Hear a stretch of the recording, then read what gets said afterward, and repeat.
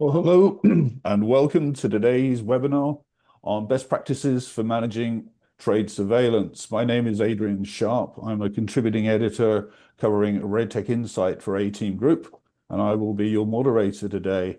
So before we get started, I've got a few items to alert you to. You'll find some details at the bottom of your screen for some upcoming events. We have two webinars coming up in September. Enhancing trader efficiency with interoperability, innovative solutions for automated and streamlining trader desktop and workflows. And that's followed up with the role of data fabric and data mesh in modern trading infrastructures. And then in October, we have our ever popular Buy and Build event returns to London, the future of capital markets technology. That's proving a very popular subject. So check out those things and get registered early. So today's webinar is co-sponsored by NICE Actimize and OneTick. We thank our sponsors. We'll conduct the webinar under the Chatham House rule. That states that participants are free to use the information received and shared today, but neither the identity nor the affiliation of any speaker nor that of any other participant should be revealed. So we'd ask that you respect that rule. I'll ask the speakers to introduce themselves shortly, but first some information for you folks in the audience. You can participate today. On your screens in the top right-hand corner, you'll see a Slido panel. There's a Q&A tab for you to post questions, and there is also a poll tab. We'll be running 3 polls today. Without any further ado, I'm going to ask the panelists to introduce themselves, starting with Paul. Hi, my name's Paul Cotty. I'm an Australian based in the New York area. I'm a director in the product group at NICE Actimize, and prior to coming onto the vendor side, my background included front office trading and sales, working as a compliance officer and a surveillance officer. Great, thanks, Paul. So Dermot. Hello, thank you, Adrian. I'm Dermot Harris, and I'm head of regulatory solutions at OneTick. And prior to that, I was a trader and strategist at Goldman Sachs, Morgan Stanley, and D.E. Shaw.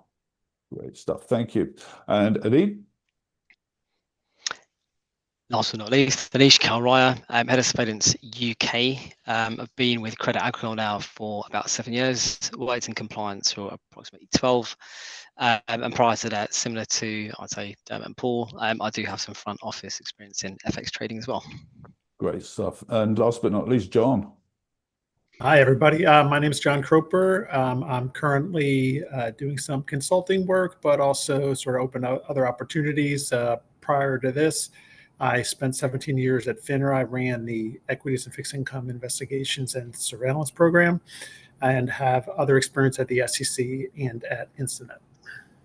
Excellent. So we've got a good cross-section of the market here today, from practitioners, the vendor community, and a regulator point of view. So I think we got 3 legs of a really powerful stool. We're going to kick off with an audience poll, and I'll ask Jerry Ann to pop that one up.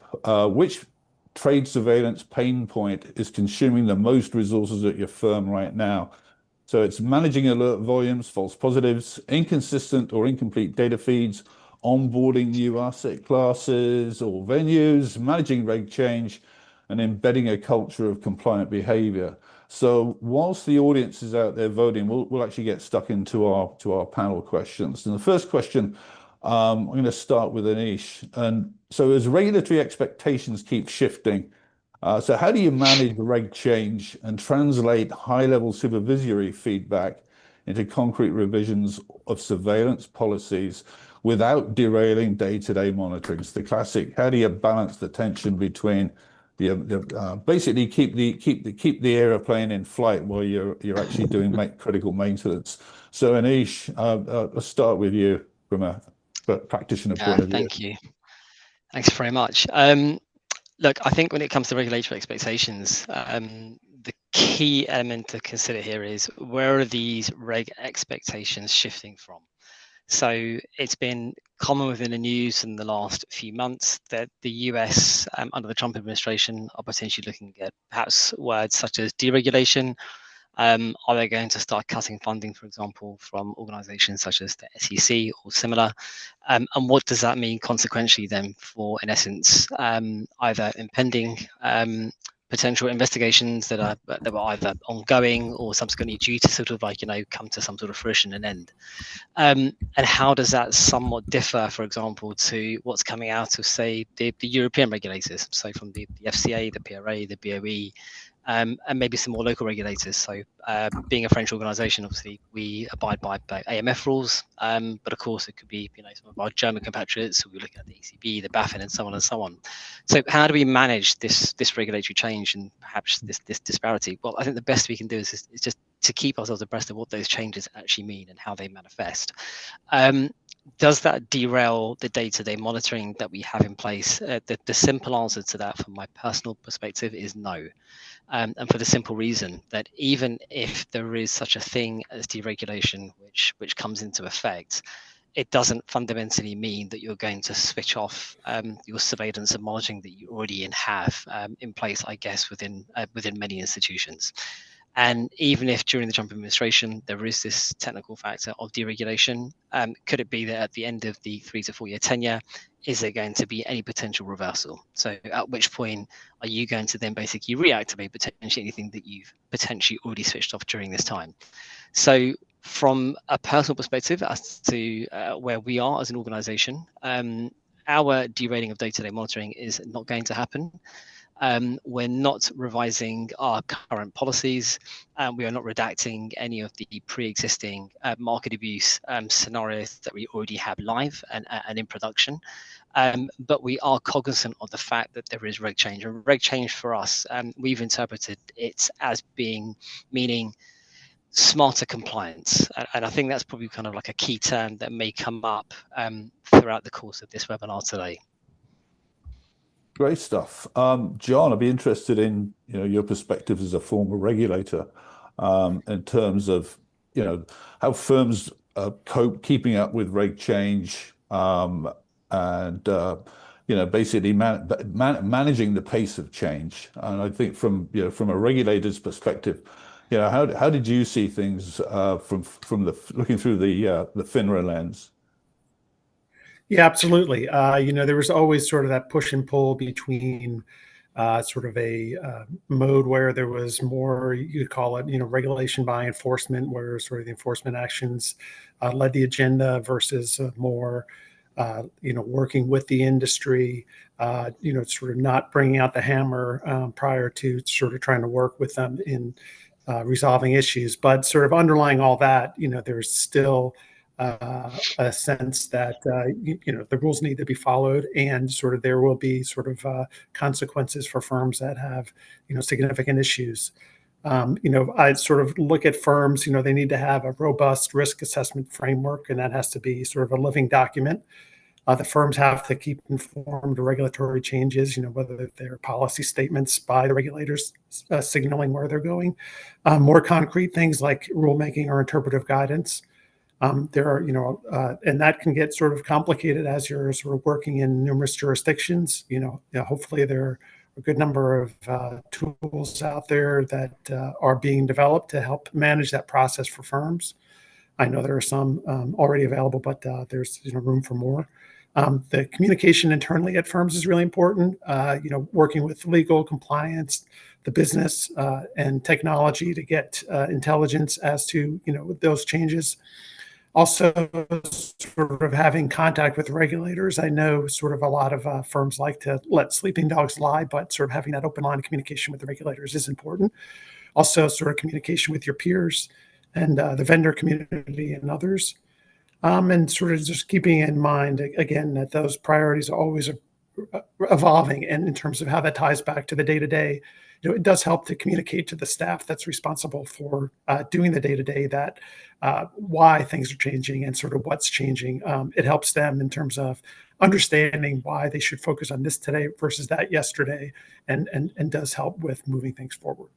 Yeah, great stuff. So actually, let's pull up our audience poll results and see what are the things that are really, really hurting out there right now. So a pretty safe winner here, managing alert volumes of false positives. So it sounds like just dealing with the level of incoming noise is the primary concern, shortly followed by incomplete data. It's kind of interesting to see, because I think probably 12 months ago we would have had data either close by or even at the top of the list. But I guess Paul or Dermot, any thoughts on this? Any surprise here? You go ahead, Dermot. Yeah, I guess no. I don't think that I have any surprise. I think that's a theme. It's a topic that comes up a lot with prospects and customers of ours, is obviously dealing with the false positives. I think it almost comes up too much. Comes up sometimes to pushes out important topics like, well, what about the false negatives? And how do we ensure the quality of the true positives? And how do we have sufficient explainability? And how do we get a holistic overview of what's going on in the market, rather than focusing just on this alert and the next alert? Things that the regulators take more seriously and the market centers take more seriously, understanding risks that are cross-product and cross-market. So it's almost as though the excessive false positives create more than one problem. They create a problem of obviously sucking up resources, where people are triaging low-value alerts, low-value events. And secondly, they're distracting a little bit from what could ultimately be more important, which is understanding some of these more systematic potential abuses and systematic market disruptive practices, and some of the risky practices that are not necessarily generating alerts, but can show up in more holistic overviews of what's going on in the market. Yeah. I think, Paul, Dermot's very well practiced in this market, and I think he makes very good points there. But I guess part of what I'm looking at here is is the wording of the question: which trade surveillance pain point is consuming most resources? And I would agree that from having been a surveillance practitioner, chewing your way through false positive just takes up a lot of time and resources. I think if we'd have asked the question slightly differently about maybe what's the biggest regulatory problem on your mind at the moment, then I think maybe that data question might have had a bigger response. Because when I go to talk to customers and go to conferences and so on, one of the big things that I have been hearing is completeness of data and provenance of data and things like that. So it's still definitely out there. So I think maybe that lower result for data is a function of the way the question's been put. And I'm not saying that's wrong. It's just I think there's a nuance there. If I could just go back to the original question though, very briefly. I agree with what Anita and John said. I would argue though one small thing, and that is that I haven't heard any regulators in the US or anywhere else saying that they are actually going to pull back on surveillance. In fact, quite the opposite. My reading is that, I think, John, you mentioned it, they're going to cut down on regulation by enforcement, but I think in all what got lost in all the hoo-ha earlier in the year was that the SEC at least said we're going to continue to go after fraud and investor protection, and that means market abuse. And so there's still going to be a focus on catching people who are trying to abuse the market. And how do you catch that? Through surveillance. So I don't think surveillance is going anywhere. Right. Yeah. No, I think that's a good point. And I would have sort of reinforced that there is talk about sort of deregulation, but it doesn't look like deregulation. There's some rules about no new regs unless you repeal 10, right? Sort of one new for 10, and that's okay, that's fine. And there are a whole bunch of pending things that I think got withdrawn just recently. I think there were about 15 things that got knocked off the docket. But none of them were to do with market abuse. Exactly right. I think when it comes, and in fact, if you actually read where the focus is, they kind of sum it up on all this under the general term of fraud. But essentially, protecting investors is still going to be a priority, and maintaining orderly markets. So don't take your foot off the or your eye off the ball when it comes to surveillance and practices. Okay, good stuff. So. Let's sort of move on. It's always open season on banks. So if they can catch a bank doing, some highly paid trader doing something wrong, they're going to, makes a good headline. Yeah, absolutely. Absolutely. Okay. So let's think it sort of change tack a little bit now in terms of sort of getting into, being on the receiving end of all of these alerts and everything else. So I know we've heard from a number of folks that we talk to that on busy trading days, that can actually drive up. It's just that if the volume, when the volume of transactions goes up, the volume of alerts goes up. Now, I'm not sure if that's true across the board, but what practical techniques have you found most effective, basically, for keeping alert handling within sort of service level agreements while still catching the truly risky behaviors? Paul, I'll start with you on this one. Yeah, this used to be something that I had to grapple with when I was a user rather than a seller. And the first thing I used to do was check in with the business and find out where the COO of the business thinks there any unusual risks might lie, and ask the question: are these new conditions likely to continue? And therefore feed that back. How does that change our risk assessment? So do we need to start thinking about ad hoc, changing any of our parameters and thresholds? Also, concomitant with that is understanding the customers and what looks unusual rather than just a higher alert count. Are they trading anything? Are traders or customers trading instruments they don't normally trade, or in different proportions to what they normally? I mean, if the tide is rising for everything, but there's a particular explosion in this market or that security, then that's something that you need to look for. And I think let the dust settle a bit. Don't be afraid to go back a few days later and take another look. Your weekly or monthly management information reports might contain information which prompts a second look at some alerts that you closed out. And as I say, take a look when the dust settles. Go back, take a look at a few days either side of the big day and see if anything stands out. A lot of this is mark one eyeball. Can't really be systematized. Dermot, you might have a different point on that, but in my experience, you just have to. A lot of it comes down to knowledge of the business, knowledge of your customers, what looks different, and sort of diving into those areas. Heat maps, if you've got a system that can generate heat maps, that's often good. And then, as I say, a few days later, come back, take a second look. Right, cool. Yeah, Dermot, anything you'd add there? Yeah, well, I would say maybe a little bit.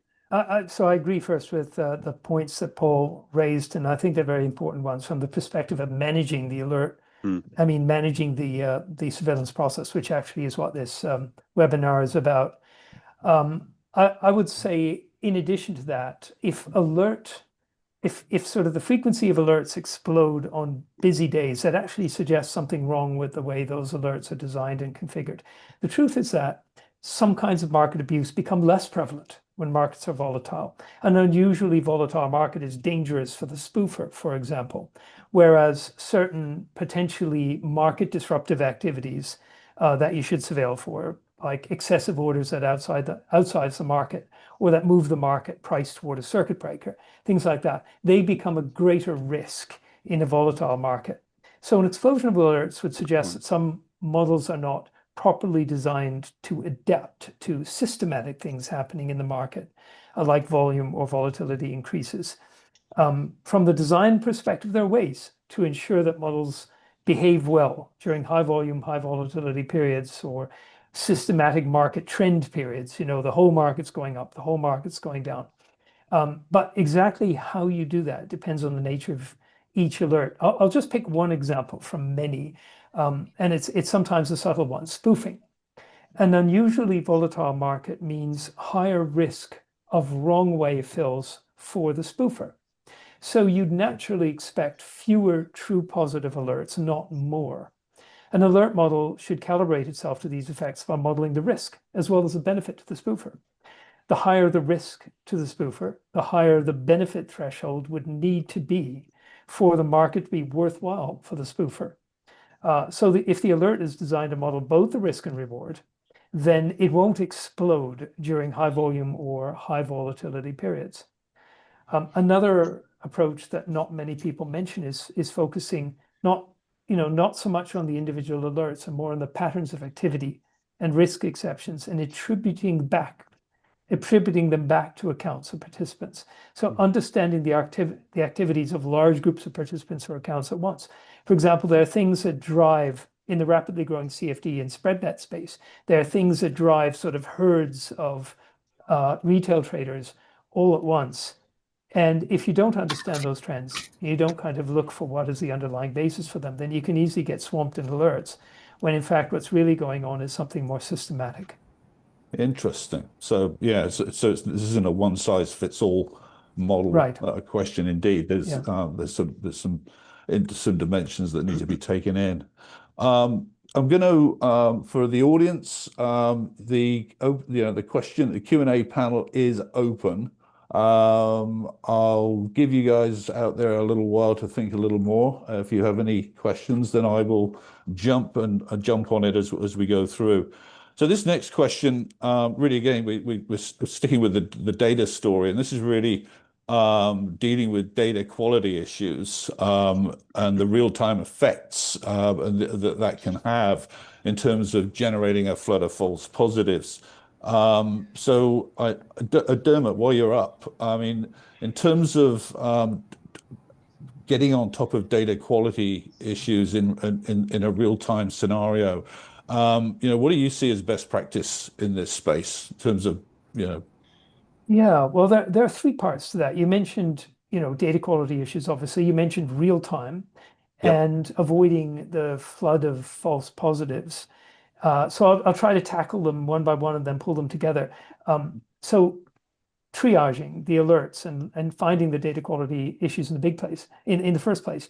Your surveillance system should really apply certain data quality checks to all input data. For example, recognizing things like the order book is crossed during a continuous auction when it shouldn't be, or flagging marketable limit orders that don't execute within a reasonable time, or other behaviors that are inconsistent with the order marking. We like the approach that data quality issues are flagged in a similar way to trade practice issues. And they're available for review the same way and can go through a similar workflow that trade practice alerts go through. And that seems to fit the internal workflows of many of our clients. They kind of think about data quality issues as a kind of compliance risk. But of course, you don't want a small data quality issue to be flagged in the same way or at the same severity as an insider dealing alert or a systematic spoofing behavior. Rather, they should be collected in the system as a kind of exception that becomes part of a data quality roll-up report. Right. But that can be nevertheless handled with the same workflow mechanisms as you would for other types of alerts. The second part, you mentioned real time. So that adds a requirement for fast assessment. And what can help is to break down data quality analysis into two logical stages. The first is as data is collected and loaded and flags and counts issues as they're found, but doesn't do a deeper analysis. And then the second is kind of a second pass that drills down into the specific cases and provides the user with attribution analysis, so kind of a root cause analysis. So technically, you can divide up the work into these two phases so that you're keeping up with the real-time data, but nevertheless catching the data quality issues downstream. And then the third part of your question was avoiding the flood of false positives that can naturally arise from poor data quality. And essentially, to do that, the data quality analysis has to be upstream of trade practice alert generation or market abuse alert generation, and either potentially prevent it from happening, so avoiding the garbage in, garbage out scenario, or selectively suppress or flag suspect alerts. But that's not going to help you with the alerts that might have been, but that weren't generated because of the suspect data. So those are the true negatives that sometimes, not enough people really talk about, because people are always talking about false positives, as in your question. Big focus on false positives, but of course the real issue is, what are you missing because of the poor data quality? Yeah.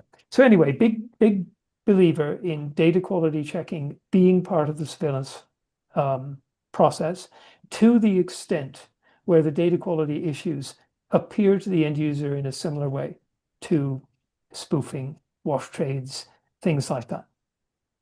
Great stuff. Anish, from a practitioner's point of view on this one, anything you would add to what you've heard from so far? Yes. So in terms of triaging data quality issues in real time, that's not something we have as part of our process. And the reason for that is because we start to absorb data at the end of every day. And typically those batches tend to start at the close of a particular cutoff time on a business day, call it 8 p.m., 9 p.m., 10 p.m.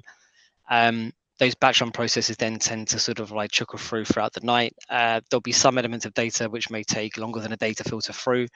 And so therefore you may not get alert generation for T+1 or even T+2. Now, what differentiates us perhaps from other people is that there are certain people in this webinar right now who work for vendor solutions. We don't work with a vendor solution. We've built our own in-house solution. And so we have a complete dependency then on our data providers. And when you have a complete dependency on a data provider, you need a good source from your data framework in order to provide you that data systematically and in a timely fashion. And so there was talk about basically receiving receipts of this data coming from perhaps sort of upstream systems. And of course, when you're taking your data, for example, your transactional data from your trade booking systems, you're taking your order data from perhaps sources such as KDB or Iron, or your order messaging systems, maybe your central order book systems, whatever it may be. The aggregation of that plus your RFQ, your auto quoting data, your streaming quote data, not all of that data basically syncs in exactly the same way and in the same dimension with the same data attributes. And of course, this is something I assume that not just my firm, but many firms still struggle with. I guess the main critical issue I can probably say from experience is when we have data quality issues, either you're going to get prevention perhaps of alert generation, because if you don't have all the relevant fields populated that are required in order to generate an alert, sometimes you may not know what you don't know, and that's of course basically a big risk. But the other side of data quality issues is going to be, say for example, when you have quite intense market volatility. I take ourselves back to sort of like 2-3 months ago, upon the time when Trump administration, basically Trump himself, started to administer numerous tariffs across the region, Europe, Far East, wherever it may be, and you had a lot of sort of like volatility perhaps within the equities markets. What that did was, and what we noticed was that due to that market volatility, there was an impact to the market data services instead of market data that we were receiving. And so there was an explosion of market data, and that market data in essence couldn't be processed in real time, or not even in real time. It couldn't be processed basically for a day or two. And then what happened was that in essence prevented certain order and trade-based models, which had a dependency on that data, from being generated. Now, of course, we have a requirement here on our data provider teams to fundamentally to pick this up and then to bring this to our attention at the earliest possible time. We, of course, as people who are on the opposite side, so as surveillance practitioners and users of alerts disposition, will notice in essence when alerts aren't being generated. We know straight away from the minute we come into to work. We know, of course, if there's basically been a drastic reduction, perhaps in the alert trading volumes that we're expecting to see. So if you know on average you're going to get, say, like 100 alerts per day, and all of a sudden now you're down to sort of like 50 or 60, something's clearly gone wrong. At that point, we're sort of like liaising with perhaps our projects teams, our change teams, our specific compliance IT teams. And that's basically where we need to get down to the fundamental issue of what's basically happened, how we're going to remediate for that, and how do we then like push on from that as well. So I don't know if that sort of like resonates perhaps with the providers in terms of whether they see something similar, but that's certainly something that we've experienced ourselves here at Credit Agricole. Interesting. Okay. Paul, do you have a thought? I thought that last part was a really interesting insight that actually, even if you see high volatility, should lead to higher data volumes of data, and that can actually create bottlenecks which reduce the alert count. It's an insight that I thought was really interesting. So I'm going to have to follow up on that. Yep. Okay. So no panel or no webinar would be complete without a discussion of advanced analytics and AI. So on that basis, I'll ask Jerry-Ann to put up our next audience poll. And this is going to ask, how do you about audits for your current use of AI and ML in trade surveillance? So your options are rules-based only, no AI yet, small-scale pilots in progress, AI machine learning in production for selected desks, firm-wide, AI ML deployment, and beginning to test Gen AI for triage or investigations. Those are your choices. So while the audience is voting, to the panel now, which performance metrics, thinking in terms of advanced models now, what's going to convince you that an advanced model is actually improving detection and not just adding complexity and cost? So, Paul. I've actually approached this from a different way, and sort of it depends to me what you mean by performance. If we're talking about processing performance, well, going back to the previous question, that is important, because as a vendor, we get so much data thrown at us that we monitor computing performance closely so that we can add capacity where needed. And so on that basis, I would want to see an incremental increase in processing demand. I'd want, and that would indicate to me that the new model is actually working in production for that customer. I think the other performance measure would be, I mean, maybe I'm looking at this too simplistically, but to me, the other measure that I would want to look at is the team's productivity, the surveillance team's productivity, and the impact that any new alert scenarios might have on that. Hence, we would expect and want to be getting a few more alerts, but not too many. The metric here would be alert aging, and if we're still able to mostly clear the queue on a normal day, as we've been discussing, if there is such a normal thing, then we're probably in a good place. That said, perhaps we're going to be onto something from day. Perhaps we are going to, it's a new model, so we might be onto something. It might throw up, actual positives from day one. So we might want to initially test on a known and well understood set of data, or a part of the business that we're very, very familiar with, and we plug this new thing in and see what the delta is, and with thresholds initially set such that the alerts are deliberately being generated, and from there gradually modify the threshold settings to match the risk assessment and observe those results. I guess I'm coming at this from a bit of an old school, and not necessarily from sort of employing AI to help with that optimization, but that is increasingly becoming part of the process, and we recognize that. Yeah. Okay. John, some thoughts from you on this one, in terms of definitely. metrics. It was through this exercise, in the past we had at FINRA moved from rules-based for a lot of our market abuse surveillance to a deep learning model. And, sort of definitely it was sort of part and parcel with that exercise to understand that, sort of how to explain to stakeholders, the change and, what the benefits could be out of that change. And then one of the things implicit in that was that, you weren't going to get necessarily a full and complete apples to apples comparison between what you got under the old rules base versus what you got under the AI. And that your expectations should be sort of contingent on that. So for some of the simple things, to look at is sort of precision of the model, and sort of just looking at the true positives over the false positives plus the true positives. And that gets you sort of, of all the alerts that are flagged as suspicious, how many of those actually were suspicious, gives you some insight as to how efficient the model is. And then looking at also sort of recall, which is the true positives over the true positives plus the false negatives. And that gives you sort of some sense as to sort of all the suspicious activities, which of those did the model catch? And if you have a high recall, you get a lower risk of missing something that was actually misconduct.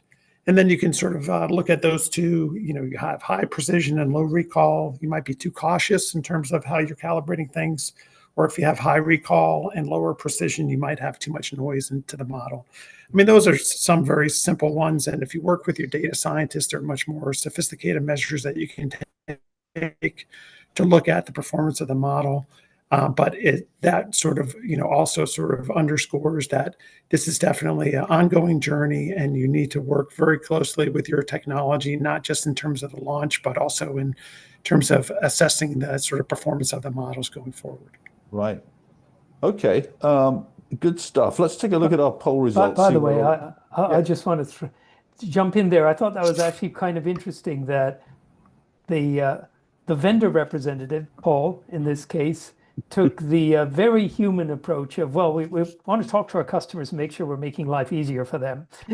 And the regulator was there with the math, precision and recall, and the ratio between them and things like that. I'm actually on your side, Paul.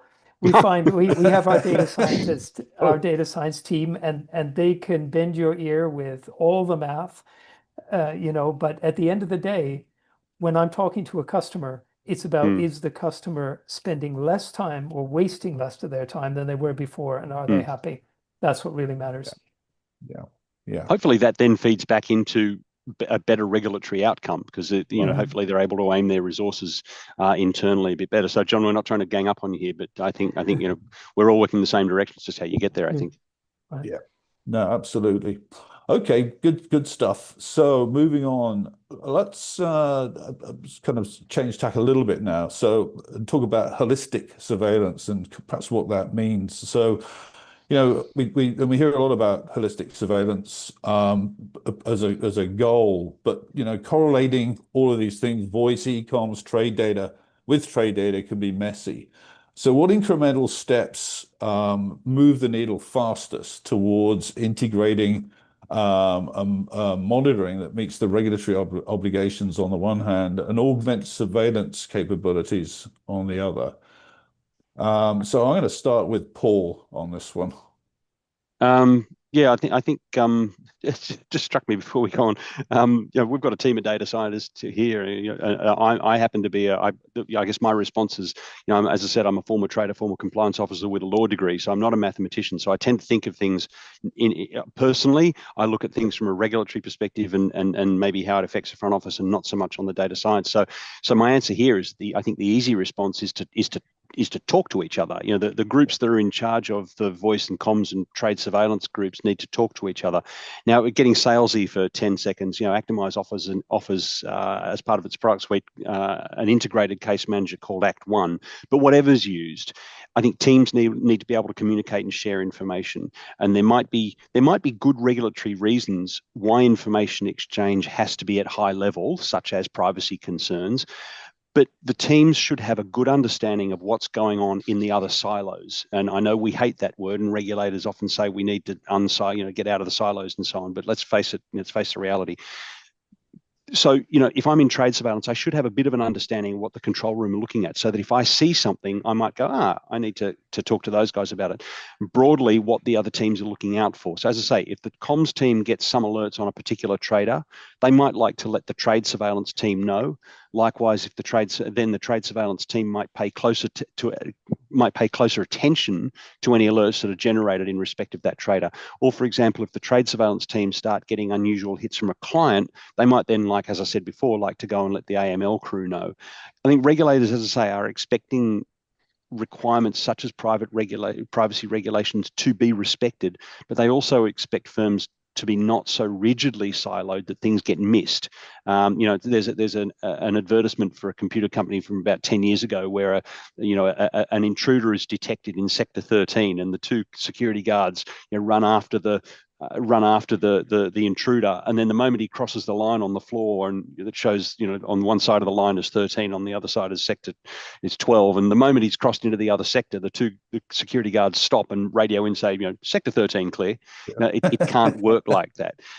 So to me, find the right balance of communication internally is key, and I think internal communications was mentioned previously, so I agree with this all works together.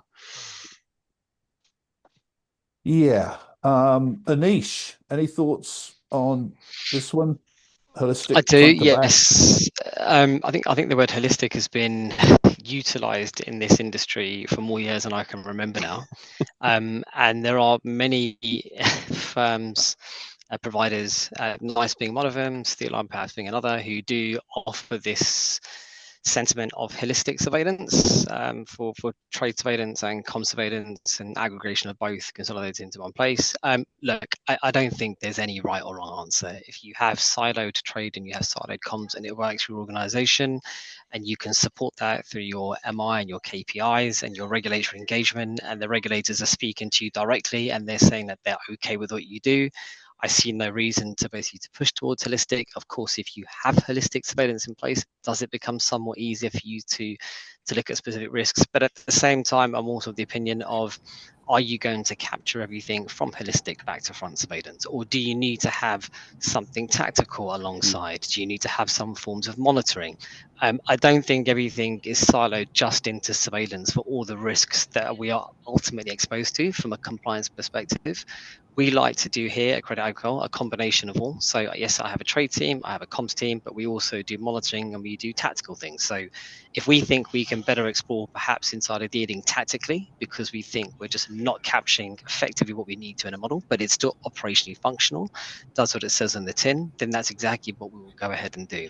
And if that then incorporates an element of that allows us to go away and look at e-communications, so perhaps e-comms and voice, then that's also what we'll do. And actually what that does is it sort of upskills, in essence, your compliance team. Because what that does is it gives them a skill set. And if that means that they can go away and use things like Python to do sort of like data manipulation as part of that, again, it's just a bolt on again. And I think we're moving towards a time now where, of course, we want to use elements. And I know the previous poll was about AI and use of machine learning, and I think that's all going to be useful.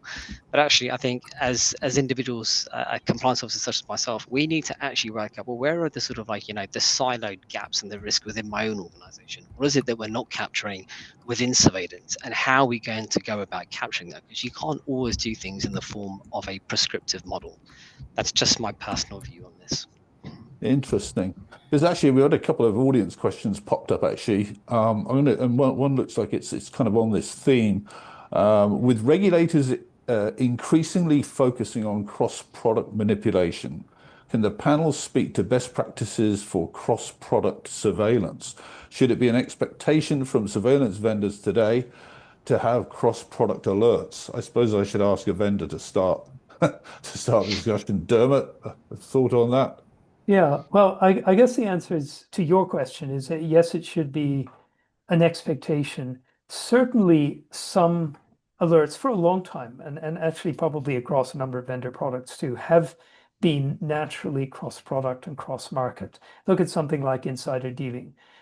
It's obviously very important to catch people who might position themselves with correlated products that will be, benefit in some way from the news, or potentially avoid loss from the news. So that one's been out there for a long time. But I think what has been changing recently is we've moved from talking about cross-product and cross-market to actually seeing these behaviors every day in the market. Where people are trading across commodities complexes and benefiting on one market to from activity in highly correlated futures in another market. We're seeing it now across other product areas, fixed income, and so on, and even in more innovative ways across completely different asset classes.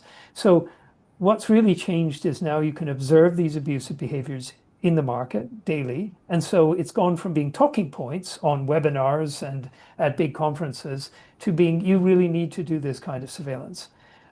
So yes, I guess the answer is yes, you should have some expectation of it. On the other hand, you shouldn't have an expectation of magic. And we do sometimes have prospects and customers come to us and say, well, we want you to surveil all products in the world in case there is cross-product abusive behavior of some kind. And then we have to really dive down into, well, what does that really mean? What are you actually looking for? Because honestly, this has to be driven by some theory, or even better, by some observations about the behavior of your particular clients or customers or market participants. And then you're looking for something in that more limited space. It doesn't really make so much sense to say, well, let's look at the entire universe of all financial products. I think I worked out once that the correlations, it's about 10 to the power of 13 correlations across all the financial products. So it's not really practical to look at them all. Okay, good. Can I just Sure. respond to that? Actually, I'm in furious agreement with Dermot. In a previous job, I was this would often come up, and it still does. But before I say that, I was at a conference last week, Adrian, and one of the comments was made by a regulator who shall remain nameless, that my note says that the industry is still working on cross-product, and it will be good if we can fix that within the next 10 years. So this has been talked about for quite some time, and I think we're still defining the problem. But just I'll back up 100% what Dermot was saying. You can't. You can't create a correlation matrix big enough, even in one asset class. If we just looked at fixed income and rates products, you would not be able to build a correlation matrix big enough that you could computing power would be able to solve that problem. You need to create a manageable set. And the way I look at it is, after talking to a few customers, is okay, what do they trade? If I'm positioned in a certain stock, I kind of, let's say I'm an Australian. So let's say I'm long the ASX 200 futures. That's great. I'm wanting it to go up. If the US market happens to go up overnight, that's great. That means that my market's probably going to open a bit higher. But if someone else unrelated to me was manipulating the S&P 500 futures, I've got nothing to do with that. On the other hand, if I have tried, me sitting in Sydney, if I've tried to manipulate the S&P 500, then sure, that's a problem, and hopefully my bank would capture that. But the thing is, I would have to have traded those two instruments. They should both be on my book. So if I'm starting to quite vehemently reject the idea that I need, from a manipulation point of view, I need to look at what's going on in some other market if I haven't traded that market. If I'm positioned in a correlated or related security, if I happen to be positioned there, great. If that market moves my way and it causes my market to move positively for me, fantastic. But if I haven't manipulated that market, I don't see why that's a problem. John, I'd love to hear your views on that as a regulator. But if I haven't traded something but I've benefited from a movement in it, then what have I done wrong? Yeah. John, do you have a thought there? In terms of I mean, I think we're sort of moving from aspirational for cross product to sort of an expectation, but that expectation is tempered by what sort of Dermot and Paul have said in terms of sort of the likelihood of an issue and a strong correlation potential, and sort of so firms are expected to take some steps where there's the highest risk of sort of cross product manipulation, but wholesale sort of integration across the 10 to the 13th power, no, not at this point, and probably not in the near future. So. Right. Well, until we get to Q Day, I think somebody mentioned Q Day. I was the chat from last Thursday. That's the day when quantum computing will actually destroy the internet, but it will shut. Everything will come to an end. So. Something to look forward to, or not, perhaps. Well, is that the day when the last Bitcoin is mined? Or there you go. So we time has caught up with us. We've got about 2 minutes left, and what I thought we'd do for the last couple of minutes is, just in terms of the subject area that we crossed today, is I'm going to come to each of you and just ask you for a couple of closing thoughts. So Anish, as the practitioner, I'll start with you. Some takeaways from today's session. I think the take from today's session is that data quality, data governance, and the framework around data governance still presides very high. I think from the point of view of compliance officers, and the one element that probably still we haven't managed to solve for, but we are striving towards doing better and better in collaboration with all of our key stakeholders. Excellent. Good thoughts. Dermot. Yeah, well, amplify what Anish says. Data quality is a big part of the game. Treat data quality issues like compliance issues and make sure that your surveillance system does too. Models should self-calibrate in a reasonable way, so they don't become noisy just because of a systemic change in broad market behavior. Ask your in-house team or your vendor about model control practices. How do they test and evaluate the models? How often do they refit them? Things like that. Just asking the questions can reveal issues before they strike. And finally, model transparency helps catch a model that could misbehave and give subpar results in volatile conditions. If you don't have transparency, if you don't have a good idea how, say, your vendor model works, then you don't have the opportunity to catch things before they happen. Right. Good stuff. John, some passing thoughts from you? Yeah, I'd say, just sort of on the regulatory expectations, those will continue. And I do believe that sort of the market abuse will still be front and center, might even be more so, sort of with lots of attention on sort of trying to sort of, move the ball with enforcement of sort of side issues. The data quality, I couldn't agree more with that. That's the lifeblood of surveillance. It'll cause you more problems downstream if you don't have that data right up front, or have a process to try to catch the most egregious issues. And you need to partner closely with your internal constituencies and even external ones to sort of get surveillance right, and to sort of continue to mature your surveillance to take advantage of the technologies that are available today. Super. Paul? I'll make it a unanimous positive for data quality, once for all the reasons that have been mentioned. I don't have any real new points. I was going to say on sort of communication, but I think John mentioned that internal and external communication is important. The one thing that I don't think we covered today, that I think Dermot just touched on, was when he mentioned model control and transparency. Your model risk management is becoming a huge thing. So engage with those people in your firm as well, and make sure, and on the vendor side as well.